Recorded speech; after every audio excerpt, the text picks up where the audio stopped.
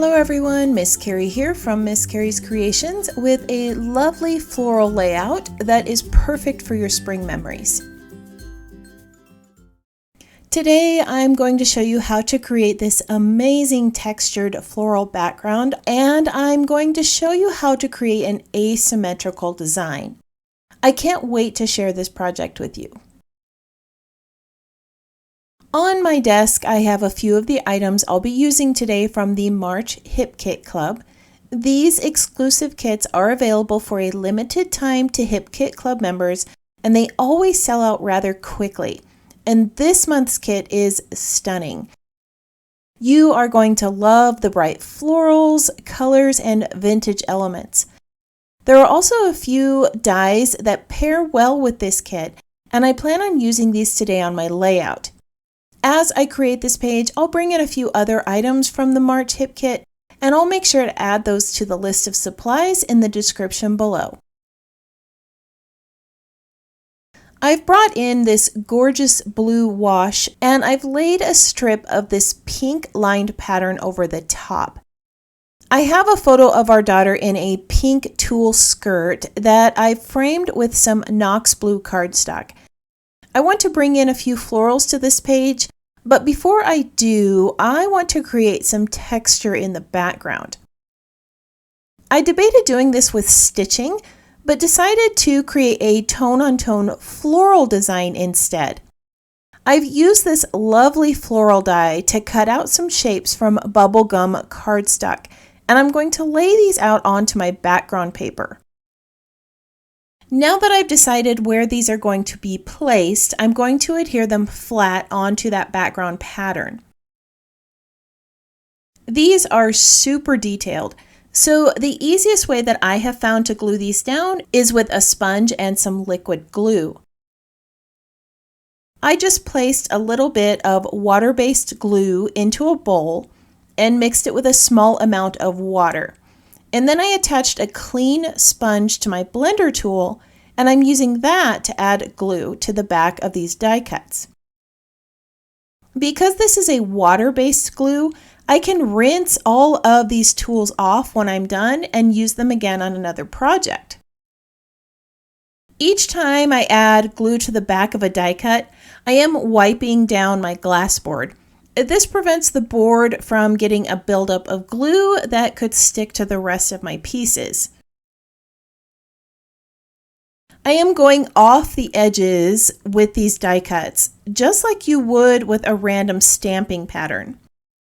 I didn't adhere that pink pattern in place completely because I wanted to be able to tuck a few of these underneath it. This just adds to the look of the random pattern in the background. Once a few of these have set, I'm going to trim off the pieces and then use those excess pieces to fill in some of the spaces. Now, you can choose to get super detailed and fill in every space of your background, or just add a few here and there and leave some of that background paper showing. I know that some of these spaces are going to be filled with some florals and die cuts, so I'm not going to fill in every space.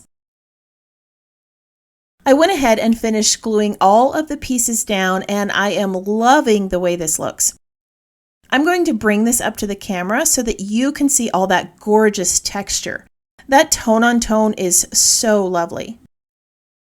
All right, now I want to bring in a few of the floral pieces to my page. I'm going to create an asymmetrical design with a large cluster on the left and a smaller cluster on the right. To make it easier to arrange the stickers, I have placed foam tape on the backs or used my powder brush to remove some of the adhesive.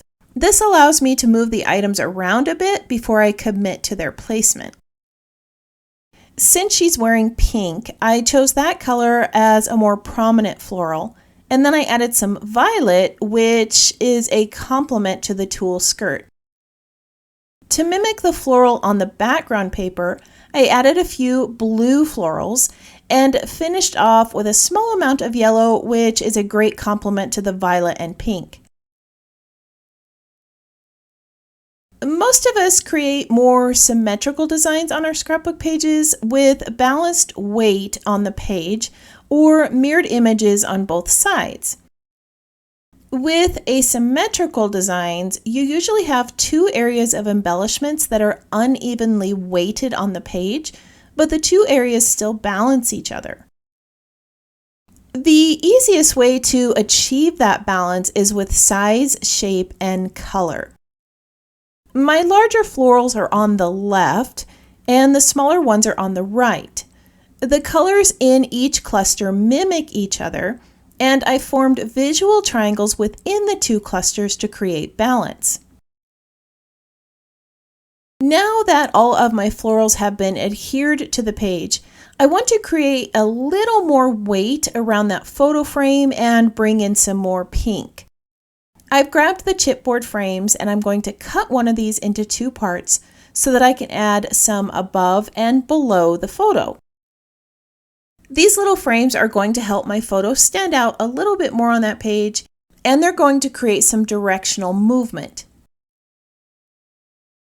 I'm also going to add a title to my page. I chose this bolder script title that says Beauty in the Everyday. I've also added a little tab at the top of the photo in the same color as those chipboard frames to create a nice visual triangle. At this point, I need to bring in a few layers of leaves to those florals, but I don't want to cover up more of that lovely background I created. I decided that vellum would be a great solution. Using the two sets of frond dies, I cut out some leaves and I'm tucking these under the florals. Not only does this add some great texture to the page, the vellum is just translucent enough to allow that background to show through. I'm also going to bring in a few leaves from the sticker sheet and add these to the layers. They're going to add a little bit more weight to each of these clusters and create some nice dimension in the layers. As I finish adhering these leaves in place, I would love it if you tap that subscribe button and let me know that you're new here. If you are a subscriber, let me know that you're enjoying this video by tapping that thumbs up or leaving a comment below. Off camera, I finished adhering the rest of the leaves in place and added a little zigzag stitching to the layout. I also added some stitching around this floral die cut that I'm going to place near the top of the page. The colors on this die cut are the same colors that are on that tab that I used, but once I added it to the page, I knew that I would need to add more of that color near the title and bring some of the script from the title to this area of the page. I'm layering a phrase that says "Oh Happy Day" onto a pink label sticker, and I'm going to place this over the printed phrase on that oval die cut. Because the phrase sticker is from the same collection as the title and the florals, it creates a nice balance of texture and pattern on this little floral die cut. To bring some of the color from this floral die cut near the title, I'm going to add another phrase that says "Life is beautiful." I have already layered this onto another label sticker, and I'm going to layer it below the florals. I'm going to finish adhering a few items in place, and then I'll share the complete layout with you. Off camera, I added a few butterflies to balance out this asymmetrical layout.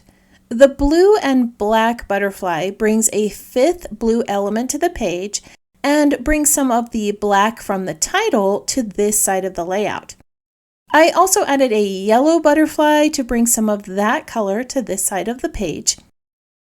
A third tiny butterfly was added to balance out that count, and it's just tucked right under the flowers here on the right.